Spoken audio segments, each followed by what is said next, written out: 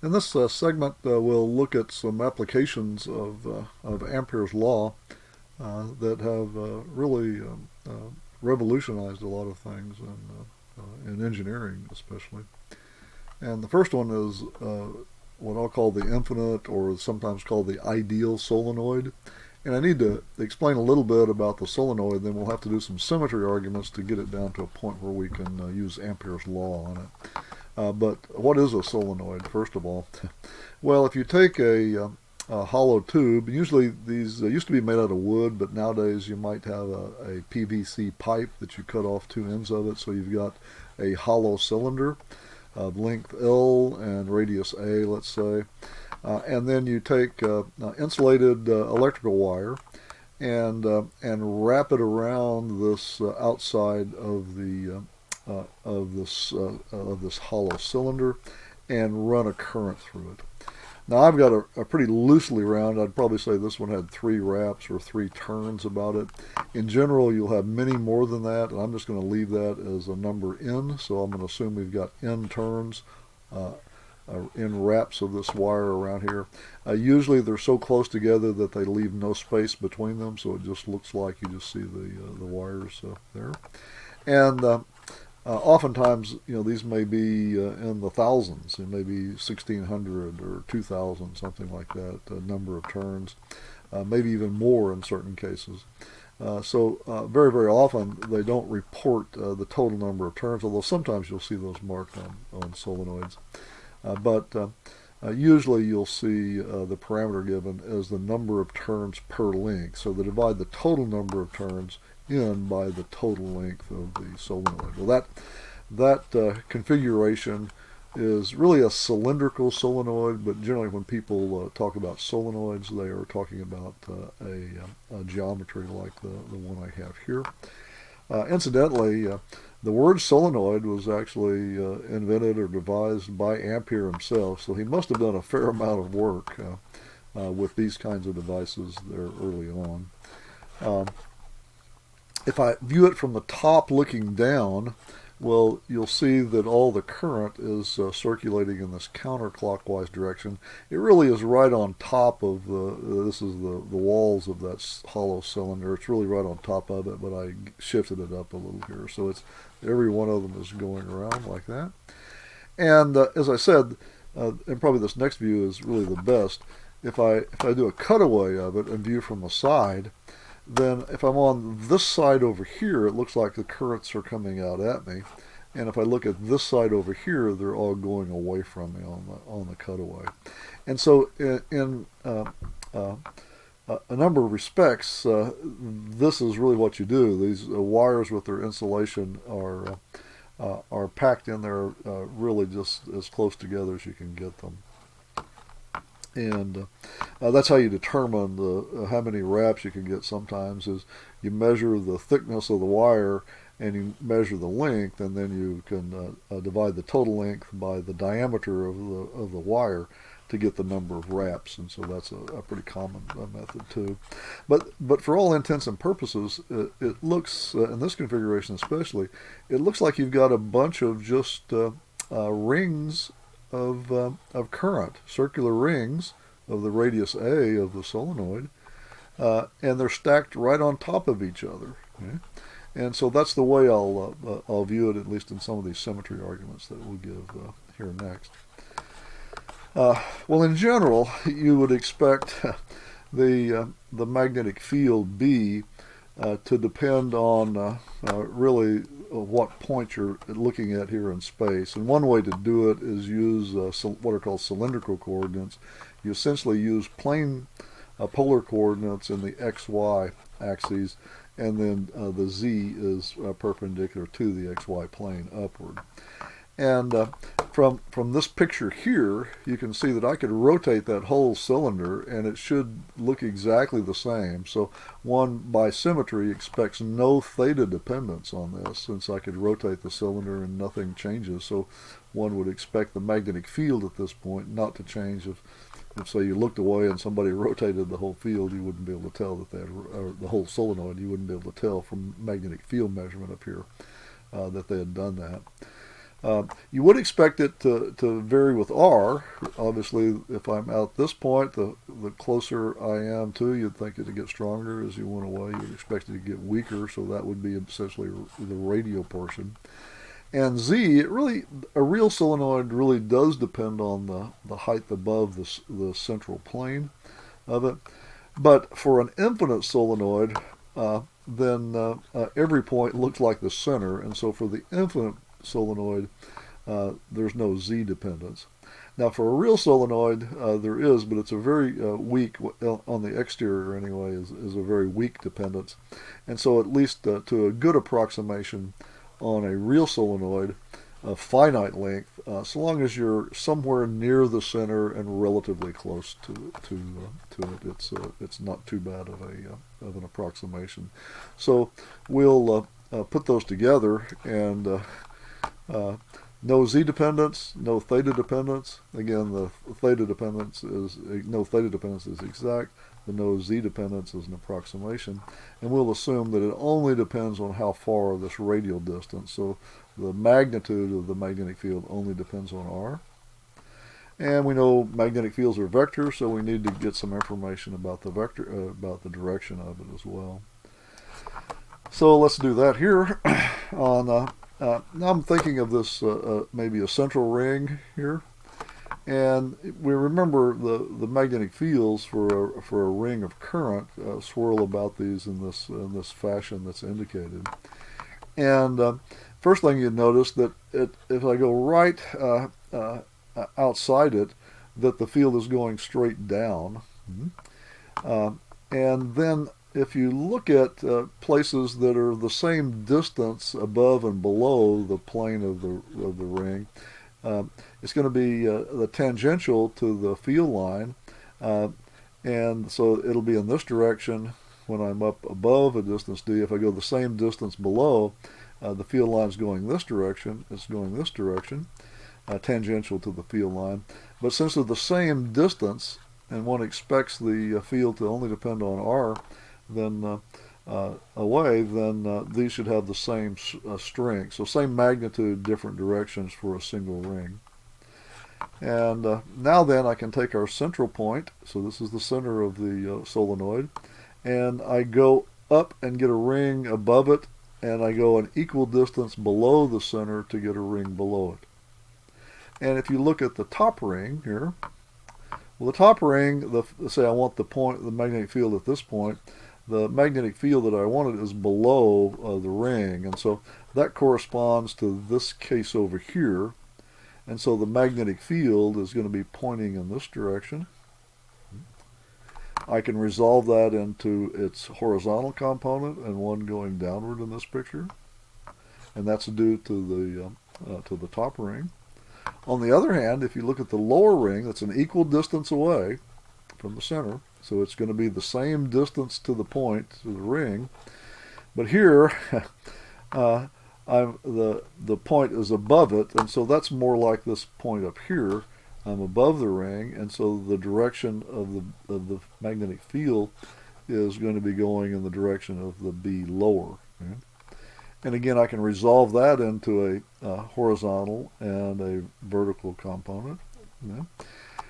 However, if I choose these the same distance either side of the center, then the distances of these rings are exactly the same. And so I know the magnitudes of the two fields, B left and B lower and B upper, have to be the same. And if that's the case, their horizontal components have to be the same, as do their vertical components. But the horizontal components, one is going out, that's the B lower, and one is going in to the B upper. And so they cancel, so that's the reason for the crosses. And the magnetic field of the two vertical components, well, they add together. In fact, we can look at it and see they're going downward. Yeah? So outside, the magnetic field goes downward, or in this picture. If you do the same analysis inside, it's a little harder to draw that, but you might try it and do the same analysis on the inside. And those are going to correspond to, well, by the time you get close to the inside, you're over here in this portion on these portions and these portions up here on these loops. And there you'll find that it goes upward in these fields. So, any event, by symmetry, the field is going to be down outside the solenoid, and it's going to be going up inside the solenoid. Now, it could still be a function of R, and downward I'd usually choose negative and upward positive, but I'll let that fall out here in this B. So this function B depends on whether you're inside or outside. In any event, by symmetry arguments, we're able to argue that the field of the solenoid should look like this. Only depend on how far you are from the axis, and would be either in the positive Z or the negative Z direction. Well, now then, let's take a look at applying Ampere's law to it. And remember, Ampere's law I have to apply to a closed curve. And I picked a closed curve. I want to look at the field outside. And the closed curve I'm going to have, here's the center, and the distance from the center is R. So the left-hand side here is a distance R away. And then I go out on the bottom side all the way to infinity, and then I come up at infinity, and then back from infinity back to 4, and then back down again to wherever I started, if I started at 1. Okay? So we go around this loop in this counterclockwise fashion that I have here. And the first thing that you'll see is that the total amount of current that cuts through there is none. There isn't any currents. All the currents are over here. Yeah? And this loop is totally outside all of those currents. I do give it a width, W. The length, of course, is infinite, but it starts at radius R and goes out to infinity. So now by Ampere's law for that curve, and again, this is for R outside, so this is R greater than A, if A is the radius of that. Then the integral around this curve C1, B dot dl, is equal to mu naught times the total current cutting the surface S1 that's enclosed by C1. And that's all this area that's inside here. And as we said, there's no current, and so the right-hand side is easy on this.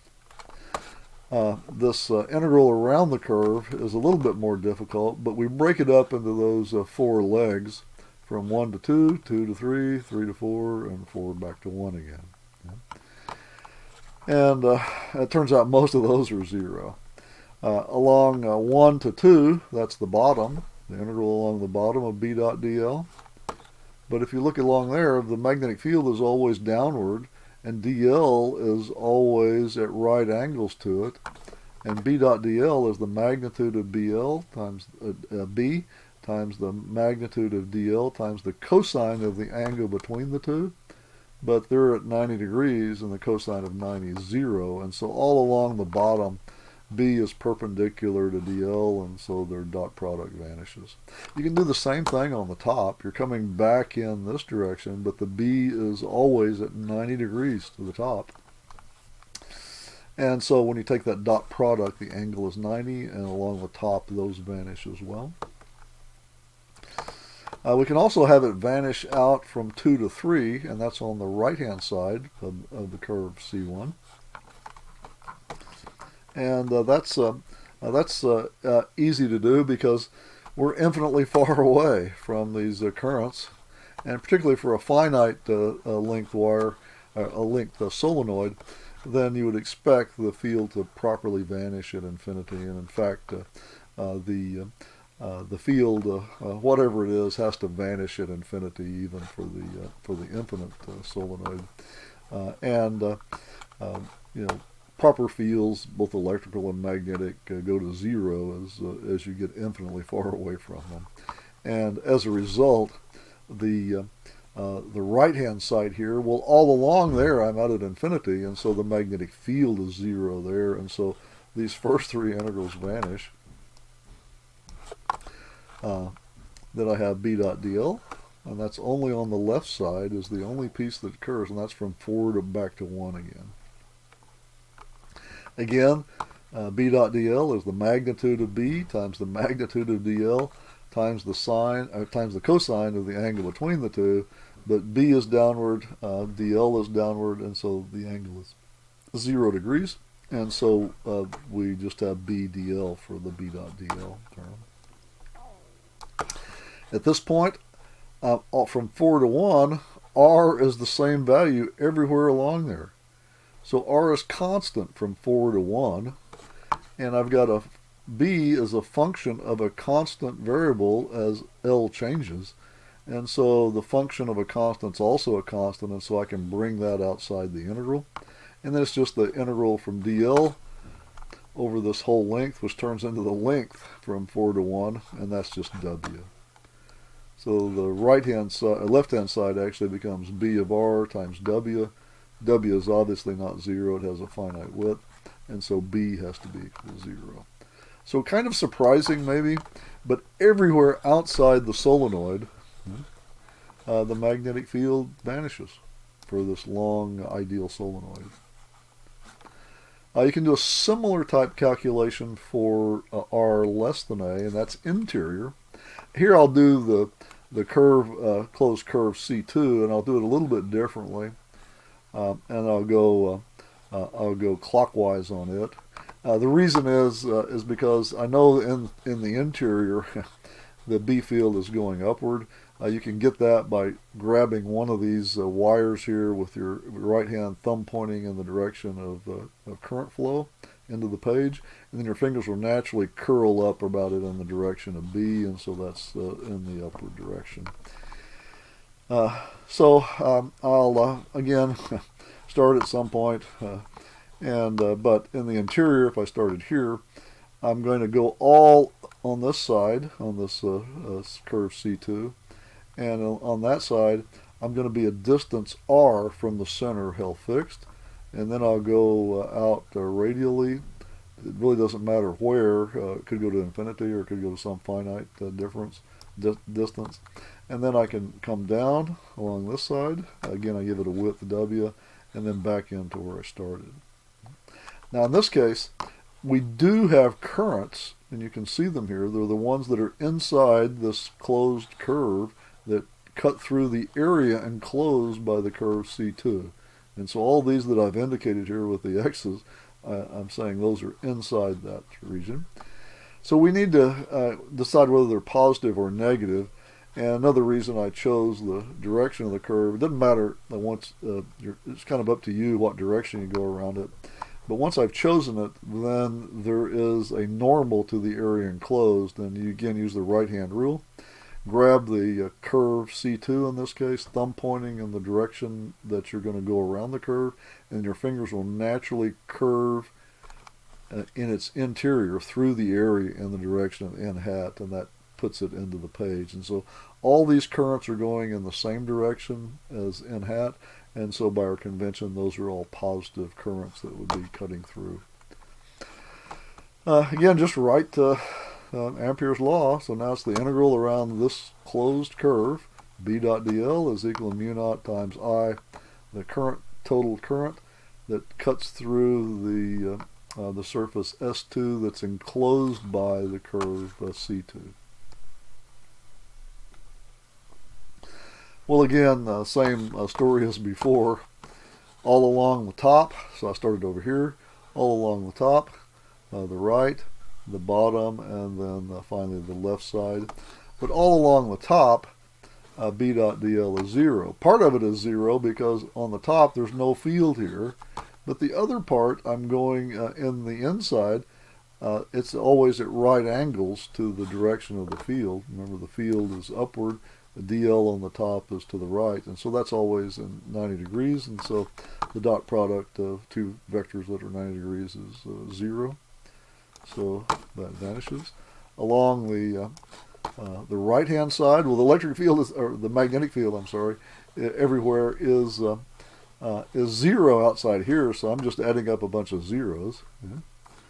Coming back in, it's the same story coming back in along the bottom as it was on the top. A large portion of it, the magnetic field, doesn't even exist, and so B is 0.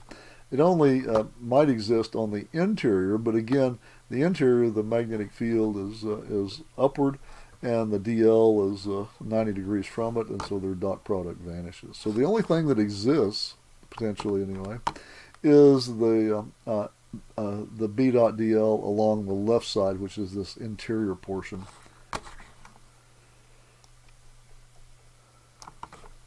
Well, again, they're both going in the same direction. B is upward, DL along the left side, DL vector along the left-hand side, same direction. So B dot DL is the magnitude of B times the magnitude of DL times the cosine of 0 degrees, which is 1. So we're back down to this. Same argument as before along the left-hand side. Well, I'm all along in this integral over DL, all along that left-hand side, R is fixed, so it's constant as far as the integration variable DL is concerned.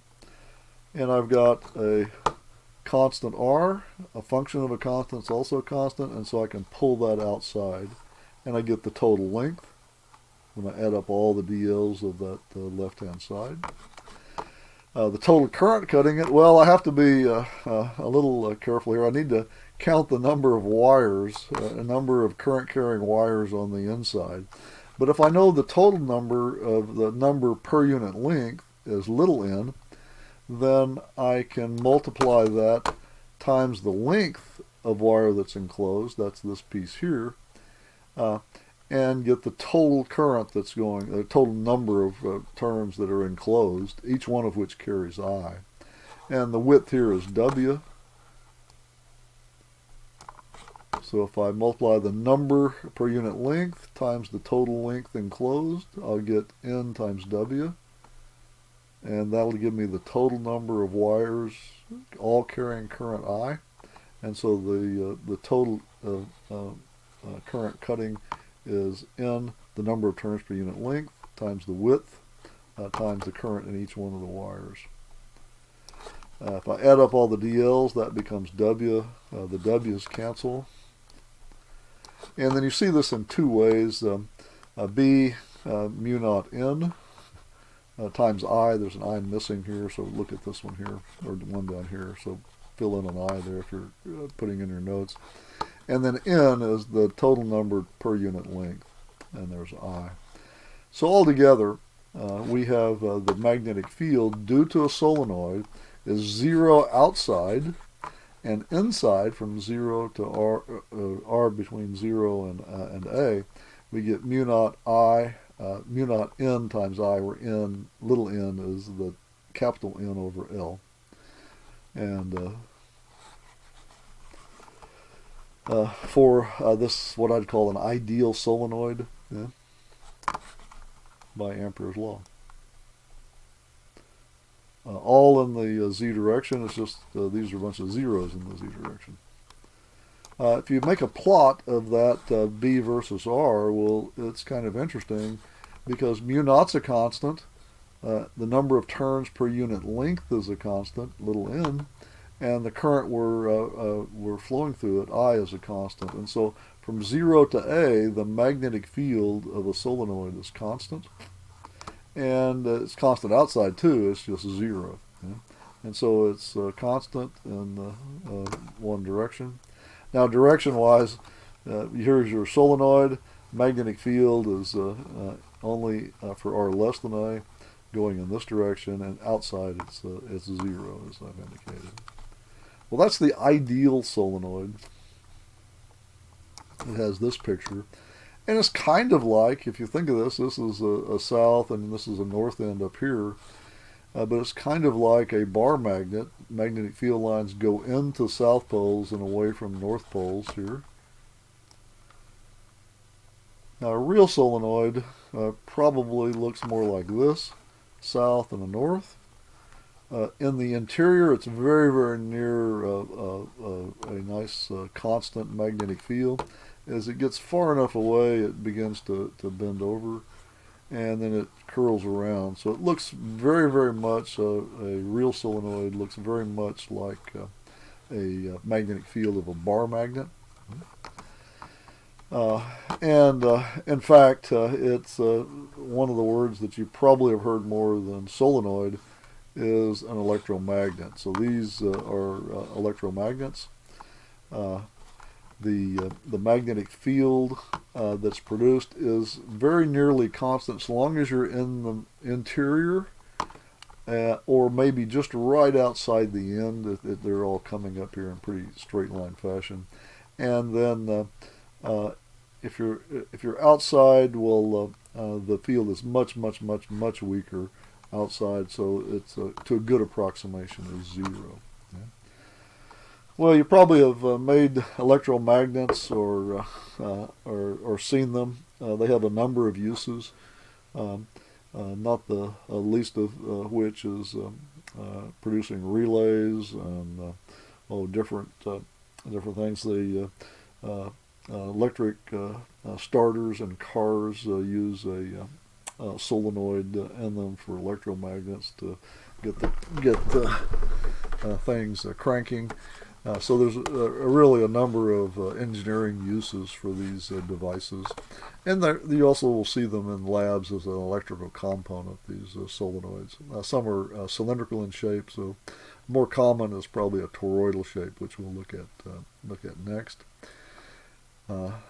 And the basic equations arise, at least to a first approximation for these, can be obtained from Ampere's law.